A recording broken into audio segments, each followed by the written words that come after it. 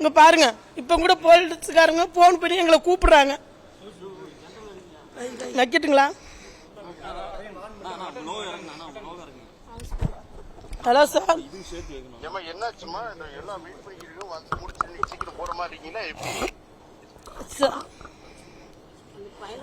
Sir அந்த பையனுக்கு ஊசி போட ஆஸ்பத்திரிக்கு போயிருக்கேன் சார். ஏமா நீங்க கேளுங்க, நீங்க எவ்வளவு நேரம் அப்ப போன் பண்ணி 1 மணி நேரத்துக்கு மேல ஆகி போச்சு சார். அந்த பையனுக்கு உடம்பு சரியில்லை சார், நீங்க அடிச்சீங்கல்ல சார், அவன் வலி நல்லா கிழிஞ்சு அவன் வலிக்குதுன்னு கத்துறான் சார். நாங்க அதனால ஆஸ்பத்திரிக்கு போயிருக்கோம்.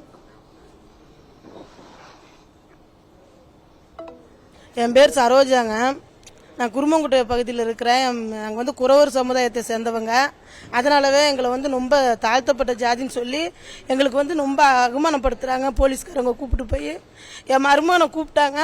அவங்க நேற்று பிடிச்சி அடின்னு அடித்து அசிங்கப்படுத்தி முடியெல்லாம் பிடிச்சி இழுத்து துப்பாக்கி வச்சு மிரட்டி கேஸை ஒத்துக்கோ, 5 லட்ச ரூபா பணம் தர்றேன் அப்படி சொல்லி மிரட்டுனாங்க. என் பிள்ளைய கூப்பிட்டு போய் அங்கே போலீஸ் ஸ்டேஷன் வாசலை வச்சு அழுக வச்சு, நீ தான் கத்தியால் குத்தி அந்த வீட்டில் ரத்த கரையோட துணியை போட்டு வந்தியா அப்படின்னு சொல்லி அந்த பிள்ளைய பிடிச்சி மிரட்டி அவன் மனசு கஷ்டப்பட்டு ப்ரெஷர்லாம் ஏறி நேரத்தில் ஆஸ்பத்திரிக்கெல்லாம் போயிட்டு வந்தோம்.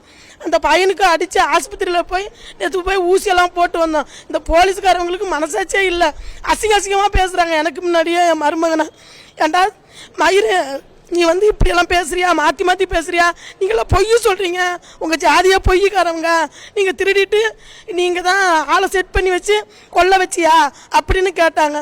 நேற்று அதெல்லாம் இல்லை சார், நாங்கள் சொல்கிறோம், ஒத்துக்கவே மாட்டேன்றாங்க. உன் மருமகன் மேலே தப்பு இருக்குது, நீ ஏன் வீட்டை காலி பண்ண, வீடு காலி பண்ண, உன் பிள்ளைக்கு பிறந்தநாள் எப்படி கொண்டாடின, ஏது இவ்வளோ பணம் அப்படின்லாம் கேட்டு மிரட்டுறாங்க. ஒரு 10,000 ரூபா சம்பாதிக்க எங்களால் வக்கில்லையா, நாங்கள் அந்த 10,000 கூட மதிப்பு இல்லையான்னு சொல்லி கேட்குறோம் சார். நான் எங்களை கூப்பிட்டு போய் அவ்வளோ அசிங்கப்படுத்துறாங்க. சாப்பாடு தண்ணி இல்லாமல் 1 வாரமாக அந்த போலீஸ் ஸ்டேஷன் வாசலே உட்காந்துட்டு இருக்கோம். எங்களை யாருமே மதிக்க மாட்டேன்றாங்க, நாயை மாட்டுற மாதிரி விரட்டுறாங்க எங்களை. எங்களுக்கு ஒரு நியாயம் கிடைக்கணும். என் மருமகன் மட்டும் இல்லை, எங்கள் ஏரியாவில் நிறைய ஆம்பளை பிள்ளைகளை கூப்பிட்டு போய் இப்படி தான் 1 வாரம் 2 வாரம் விசாரித்து டார்ச்சல் பண்ணுறாங்க. என் தம்பி முதமிஞ்சு யாரு கூட பேசினா ஃபோன் நம்பர் இருந்தாலும் அதெல்லாம் நோண்டி கேட்குறாங்க. கடன் வாங்குறவங்களும் கூட கூப்பிட்டு வந்து விசாரிக்கிறாங்க. எங்களுக்கு யார் அப்புறம் உதவி பண்ணுவாங்க சார்? 5 லட்ச ரூபா தரேன், என் மருமகனை கேஸை ஒத்துக்க சொல்கிறாங்க, துப்பாக்கி வச்சு மிரட்டுறாங்க. நாங்கள் என்ன தப்பு பண்ணோம்?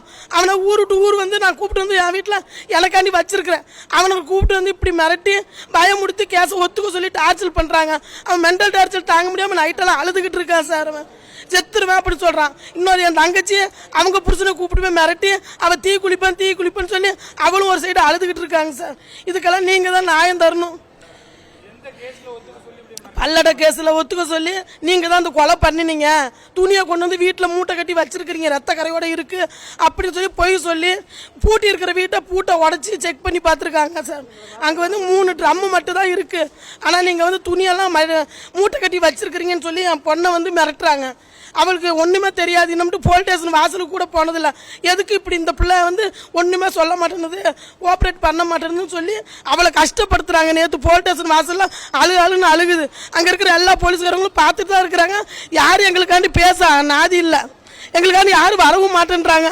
இந்த கேஸுக்கு போய் நாங்கள் கம்ப்ளைண்ட் பண்ணாலும் நீங்கள் கோஆப்ரேட் பண்ணுறேன்னு சொல்கிறாங்க. நாங்கள் கோஆப்ரேட் பண்ணாலும் இங்கே பாருங்கள், இப்போ கூட போலீஸ்காரங்க ஃபோன் பண்ணி எங்களை கூப்பிடுறாங்க. வைக்கட்டுங்களா? ஹலோ சார், என்னாச்சுமா? எல்லாம் வெயிட் பண்ணிக்கிறீங்க, வந்து முடிச்சு சீக்கிரம் போற மாதிரி இருக்கீங்களா? சார் அந்த பையனுக்கு ஊசி போட ஆஸ்பத்திரிக்கு போயிருக்கேன் சார். ஏமா நீங்க கேளுங்க, நீங்க எவ்வளவு நேரம் அப்ப போன் பண்ணி 1 மணி நேரத்துக்கு மேல ஆகி போச்சு சார். அந்த பையனுக்கு உடம்பு சரியில்லை சார், நீங்க அடிச்சீங்கல்ல சார், அவன் வலி நல்லா கிழிஞ்சு அவன் வலிக்குதுன்னு கத்துறான் சார். நாங்கள் அதனால ஆஸ்பத்திரிக்கு போயிருக்கோம்.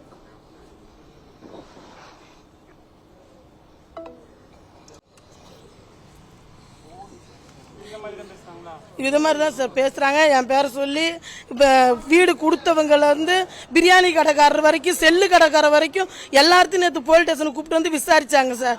செல்லு கடைக்காரங்க சொல்லிட்டாங்க, நான் 1500 செல்லு வாங்கிட்டு தான் செல்லு டிவியில் தான் கொடுத்துருக்கேன்னு சொல்கிறாங்க. ஒத்துக்க மாட்டேன்றாங்க.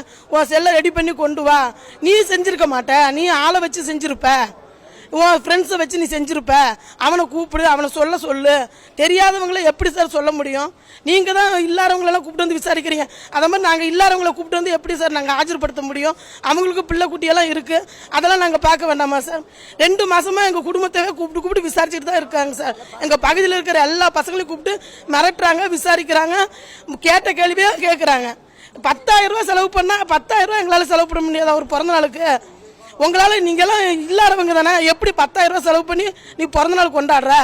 அப்படியெல்லாம் கேட்டு எங்களை கேவலப்படுத்துகிறாங்க, அசிங்கப்படுத்துகிறாங்க.